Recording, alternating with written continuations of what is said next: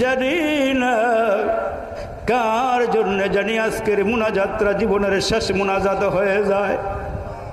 জানা নাই রে মালিক কোন দোকানে আমাদের নামে কাফনের কাপড় রেডি হয়ে গেছি।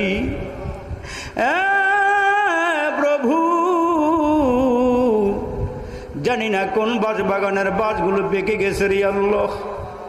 কোন দিন জানি গো তোমার ঘরের পালকিটা আমাদের ঘরের দরওয়াজায় হাজির হয়ে যায়।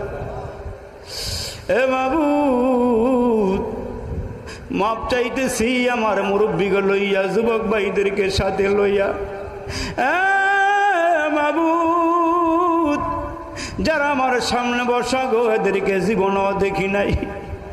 আল্লাহ আল্লাহ গো দেশ বিদেশে কত জায়গায় গিয়ে দোয়া করলাম, জানি না কোন দোয়াটা তোমার দরবারে কবুল। সূরা কাউসার পড়ে হাতের বৃদ্ধাঙ্গুলে ফু দিলে যে কেউ আপনার বাধ্য হয়ে যাবে। এটা পবিত্র কোরআনুল কারীমের একটি সূরা। পবিত্র কোরআনুল কারীমের ভিতরে ছোট্ট একটি সূরা হচ্ছে সূরাতুল কাউসার।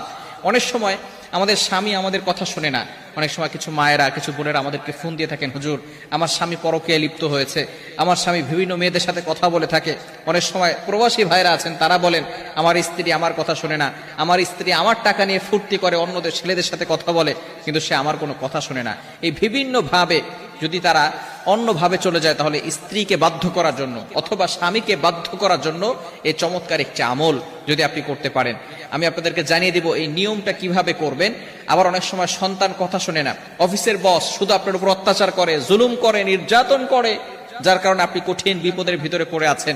যদি আপনি এই আমলটা করতে পারেন অবশ্যই আল্লাহ তাআলার পক্ষ থেকে সুন্দর একটা ফলাফল আসবে। 21 দিন এই আমলটা করবেন। আমলটি করবেন কিভাবে আমি আপনাদেরকে ভালো করে বলে দিচ্ছি। প্রথমে আপনি ওযু করবেন, পবিত্র অবস্থায় থাকবেন, অবশ্যই পবিত্র থাকতে হবে। এরপর আপনি ফজরের নামাজের পরে অবশ্যই ফজরের নামাজ পড়বেন, কারণ ফজরের ভিতরে বরকত রয়েছে। ফজরের নামাজ পড়ে আপনি পবিত্র হয়ে ওই নামাজের স্থানে যদি আপনি পড়তে পারেন আলহামদুলিল্লাহ ভালো। আর